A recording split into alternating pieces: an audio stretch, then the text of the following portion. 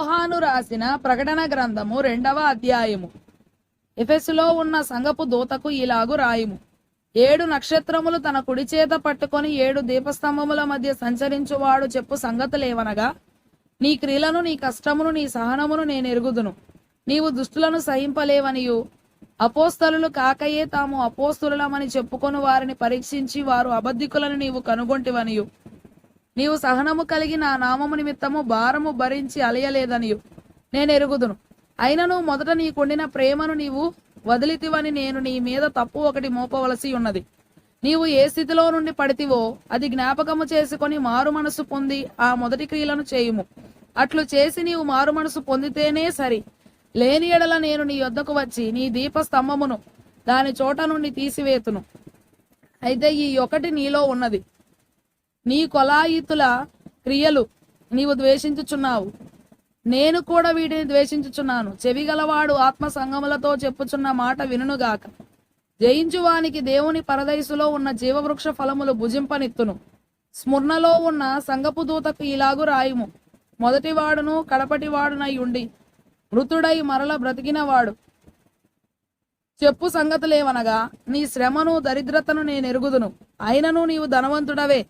తాము యూదులమని చెప్పుకొనుచు యూదులు కాక సాతాను సమాజపు వారి వలన నీకు కలుగు దూషణ నేను ఎరుగుదును. నీవు పొందబోవు శ్రమలకు భయపడకుము. ఇదిగో మీరు శోధింపబడినట్లు అపవాది అనగా సాతాను మీలో కొందరిని చెరలో వేయింపబోచున్నాడు. 10 దినములు శ్రమ కలుగును. మరణము వరకు లేక ప్రాణాపాయము వచ్చినను నమ్మకముగా ఉండుము. నేను నీకు జీవకిరీటం ఇచ్చెదను. సంగములతో ఆత్మ చెప్పుచున్న మాట చెవిగలవాడు వినుగాక. జయించువాడు 2వ మరణము వలన ఏ హానియు చెందడు. పెర్గములో ఉన్న సంగపు దూతకు ఇలాగు రాయుము. వాడి అయిన 2 అంచులు గల ఖడ్గము గలవాడు చెప్పు సంగతులేవనగా, సాతాను సింహాసనమున్న స్థలములో నీవు కాపురమున్నావని నేను ఎరుగుదును. మరియు సాతాను కాపురమున్న స్థలములో నా యందు విశ్వాసి అయి ఉండి నన్ను గూర్చి సాక్షి అయిన అంతిపై అనువాడు మీ మధ్యను చంపబడిన దినములలో నీవు నా నామము గట్టిగా చేపట్టి నా యందలి విశ్వాసమును విసర్జింపలేదని నేను ఎరుగుదును. అయినను నేను నీ మీద కొన్ని తప్పిదములు మోపవలసి ఉన్నది. అవేవనగా, విగ్రహములకు బలి ఇచ్చిన వాటిని తినునట్లును, జారత్వము చేయునట్లును, ఇశ్రాయేలీలకు ఉరియొడ్డుమని బాలాకునకు నేర్పిన బిలాము బోధను అనుసరించువారు నీలో ఉన్నారు. అటువలనే నీకొలాయీతుల బోధన అనుసరించు వారును నీలో ఉన్నారు. కావున మారు మనసు పొందుము. లేని ఎడల నేను నీ యొద్దకు త్వరగా వచ్చి నా నోట నుండి వచ్చు ఖడ్గము చేత వీరితో యుద్ధము చేసేదను. సంగములతో ఆత్మ చెప్పుచున్న మాట చెవిగలవాడు వినుగాక.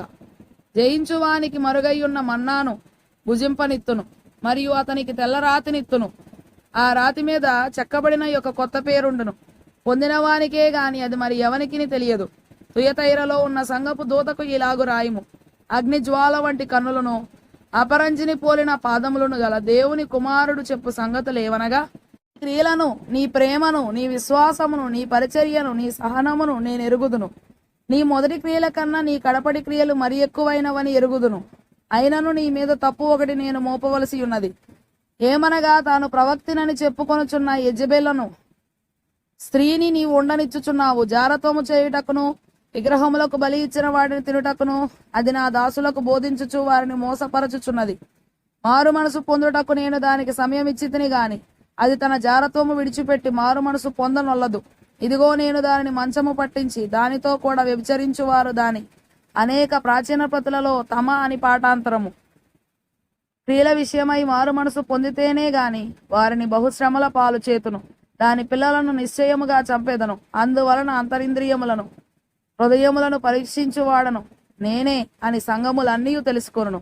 మరియు మీలో ప్రతివానికి వాని వాని క్రియల చొప్పున ప్రతిఫలము ఇచ్చేదను. అయితే తుయతైరలో కడమవారైన మీతో అనగా ఈ బోధను అంగీకరింపక సాతాను యొక్క గూఢమైన సంగతులను, మూల భాషలో సాతాను యొక్క లోతైన వాటిని ఎరుగమని చెప్పుకొని వారందరితో నేను చెప్పుచున్నది ఏమనగా, మీ పైని మరి ఏ భారమును పెట్టను. నేను వచ్చు వరకు మీకు కలిగి ఉన్న దానిని గట్టిగా పట్టుకొనుడి. నేను నా తండ్రి వలన అధికారము పొందినట్టు జయించుచు అంతము వరకు నా క్రియలు జాగ్రత్తగా చేయువానికి లేక గైకొనువానికి జనుల మీద అధికారము ఇచ్చేదను. అతడు ఇనుపదండముతో వారిని ఏలును. వారు కుమ్మరవాని పాత్రల వలె పొగలగొట్టబడుదురు. మరియు అతనికి వేకువ చుక్కని ఇచ్చేదను. సంగములతో ఆత్మ చెప్పుచున్న మాట చెవిగలవాడు వినుగాక.